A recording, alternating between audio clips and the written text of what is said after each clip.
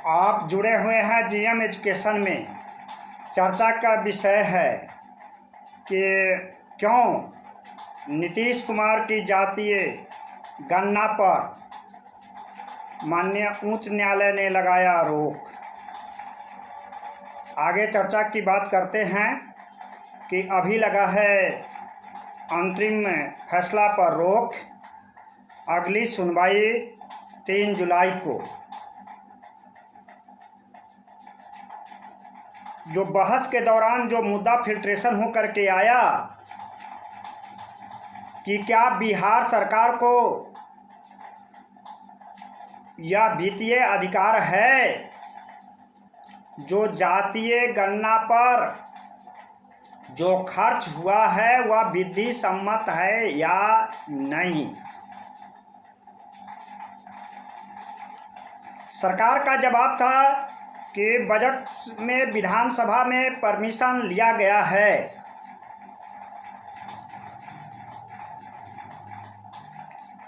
दूसरा है right to privacy को मेंटेन करता है कि नहीं। जातीय गणना में 19 कॉलम बना हुआ है। बिहार सरकार एक तरफ कहती है कि यह जातीय सर्वे है, तो दूसरी तरफ कोर्ट का मानना है कि यह जातीय गणना है। किसी परिवार में यह पूछा जाएगा 19 कॉलम में कॉलम बना हुआ है जिसमें आप किस जाति से आते हैं, आपके पिता किस जाति से है, तो राइट टू प्राइवेसी का मामला बनता है। और इसमें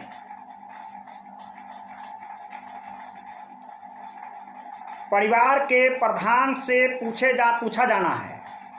राज्य प्रशासन विभाग का एक गणना करने के क्रम में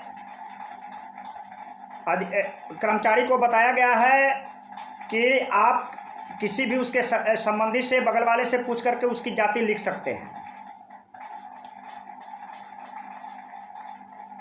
तो कोर्ट इस बात को मान रही है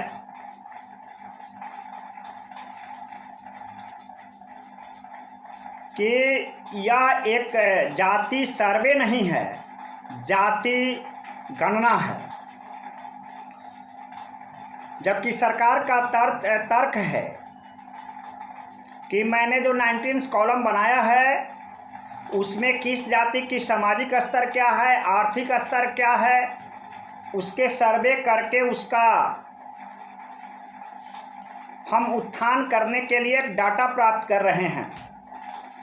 जब कोर्ट में बहस के दौरान यह पूछा जाता है कि आपके जातीय गणना का क्या उद्देश्य है, तो जवाब मिलता है कि बजट सत्र में पास हुआ है, सर्वसम्मति से पास विधेयक है।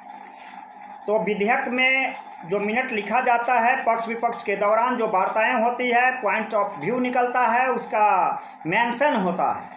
उसके उद्देश्य में सरकार का जवाब आता है कि यह सर्वसम्मति से विधेयक पास है। कोर्ट मानती है कि यह जातीय सर्वे नहीं है, जातीय गणना है, और इस तर्क पर लगाता है अंतरिम फैसला पर रोक।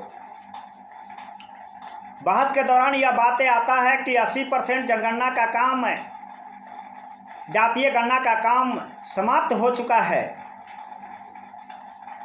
तो इस फैसले पर आर्थिक बजट पैसा पर करोड़ों रुपया खर्च हुआ है। तो कहा जाता है कि इस डाटा को, जबकि सरकार कहती है कि यह डाटा को पब्लिक डोमेन में रखा जाएगा, पक्ष विपक्ष के लोग इसको देखेंगे। कोर्ट के द्वारा अंतरिम फैसला लगता है डाटा को रिजर्व करने के लिए कि पब्लिक डोमेन में भी इसको आप नहीं दिखा सकते हैं, चूँकि सेक्शन एक्ट 1948 के सेक्शन 15 के अंतर्गत राइट टू प्राइवेसी को मेंटेन करना होता है, प्रोटेक्ट करना होता है। और इस एक्ट को ध्यान देते हुए कोर्ट का अंतरिम फैसला आता है कि इस डाटा को आप रिजर्व रखिए। यह सरकार की दायित्व बनता है।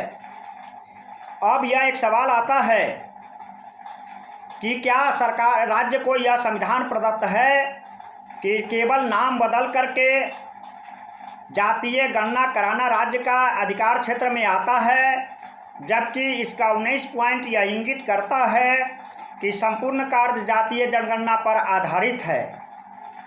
क्या नीतीश कुमार जी, तेजस्वी जी या महागठबंधन की सरकार इसकी शुरुआत से पहले कानून का सलाहकार नहीं लिया था? कानूनी सलाहकार लिए होंगे। और क्या यह भी जानते थे कि यह पहले मामला कोर्ट में यदि जाता है तो पहले प्रयास में अंतरिम फैसला पर रोक लग जाएगा और इसका हमें फायदा मिलेगा पार्टी को राजनीतिक? यह भी एक प्रश्न बनता है। चीफ जस्टिस एवं मधुरेश सर के में यह कोर्ट में पेटिशनर्स का तर्क था कि यह जातीय सर्वे नहीं, जातीय गणना है, जो जातीय जनगणना के हूबहू कार्य है। क्या सवाल यह होता है कि विधानमंडल के यह अधिकार क्षेत्र में आता है या नहीं? आप जानते हैं कि हमारा देश भारत राज्यों का संघ है, जिसमें राज्य को अपनी संप्रभुता नहीं होता, नागरिकता नहीं होती, अपनी जमीन नहीं होता। यह सब देश के अंदर होता है। जैसे एक समय था जो बिहार और झारखंड एक साथ था, इसकी नागरिकता अधिक थी। आज झारखंड अलग हो गया तो बिहार की नागरिकता कम हो गई। इस तरह से नागरिकता पर अधिकार किसी राज्य का नहीं होता है, देश का होता है। संप्रभुता देश की शक्ति है। एक सवाल होता है, डिबेट के दौरान, बहस के दौरान यह भी बातें आई कि यह सामाजिक समरसता को विभेद करने वाला जातीय जनगणना है। तो दूसरी तरफ है सरकार का तर्क था कि जातीय गणना या समाज के सर्वेक्षण करके आर्थिक और सामाजिक स्थिति को सुधारने का एक तरीका है, जिसको पब्लिक डोमेन में रख करके पक्ष और विपक्ष दोनों समझेंगे और समय पड़ने पर इसका उत्थान करेंगे। जब यह कोर्ट के द्वारा, माननीय न्यायाधीश के द्वारा जब सरकार से पूछा जाता है कि आपका उद्देश्य क्या है, इस पर तर्क दिया जाता है कि यह विधेयक सर्वसम्मति से पारित हुआ है। सर्वसम्मति से पारित हुआ है, जबकि विधेयक का तात्पर्य होता है कि पक्ष और विपक्ष में आपसी चर्चा के बाद उसके व्यू और पॉइंट को मेंशन किया जाता है। आप जानते हैं कि बुद्धा स्वामी जजमेंट में राइट टू प्राइवेसी को मेंटेन किया जाता है। आप किसी परिवार में जातीय गणना के क्रम में कर्मचारी जाते हैं और पूछते हैं कि ये आपके कितने बच्चे हैं, आप किस जाति से हैं, आपके बेटा की विवाह हुई है वो किस जाति से हुआ है। इस तरह से पूरे 19 कॉलम्स हैं जिसमें सारा डाटा प्रस्तुत होता है। सरकार के अधिवक्ता इस साबित करने में विफल रहता है, वे होते हैं कि यह जातीय सर्वे है, और कोर्ट मानती है कि जातीय सर्वे नहीं, यह जातीय गणना है, जो जातीय जनगणना का हूबहू स्वरूप है। जातीय जनगणना किसी राज्य का अधिकार क्षेत्र से बाहर होता है क्या? या महागठबंधन की सरकार के मुखिया तेजस्वी यादव और नीतीश कुमार जानते नहीं थे? जानते थे कि यह मामला कोर्ट में जाएगा और रुक जाना भी एक प्रत्याशित घटना होगी। तो हो सकता है कि राजनीतिक भविष्य में राजनीतिक लाभ मिले और जनता के बीच में कहने का मौका मिले कि मैं तो सामाजिक और आर्थिक क्षेत्र में पिछड़े हुए समाज को आगे बढ़ाने का प्रयास किए थे, लेकिन कोर्ट के मामला रुक गया, कोर्ट के आदेश को मानना पड़ता है। तभी तो तेजस्वी यादव जो बिहार सरकार के उप मुख्यमंत्री हैं यह कहते हैं कि आज नहीं तो कल होगा, आज नहीं तो कल होगा, यह बात कहते हैं। लेकिन जब विधेयक में बहस हो रही थी तो विपक्ष की भूमिका निभाने वाले भारतीय जनता पार्टी जातीय गणना का विरोध कर रही थी। इस तरह से अंतरिम फैसला से लगा है कोर्ट ने लगाई है रोक। अगली सुनवाई है 3 जुलाई का।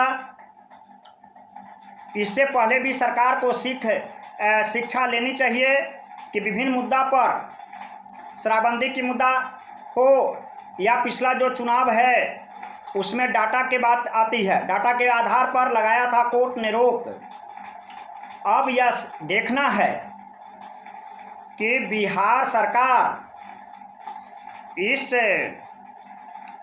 जातीय गणना पर अंतरिम फैसला कोर्ट के द्वारा जो लगाया गया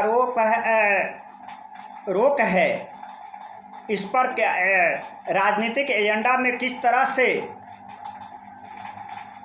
फायदा लेती है या विपक्ष उसको घाटा पहुंचाता है। धन्यवाद। जुड़े हुए रहिए जीएम एजुकेशन में। चर्चा का विषय था जातीय गणना पर क्यों लगाया अंतरिम फैसला पर रोक हाई कोर्ट। आप अपने उठे हुए प्रश्न को इस यूट्यूब के कमेंट के माध्यम में इंगित कीजिएगा। धन्यवाद। आपका साथी त्रिपुरारी झा।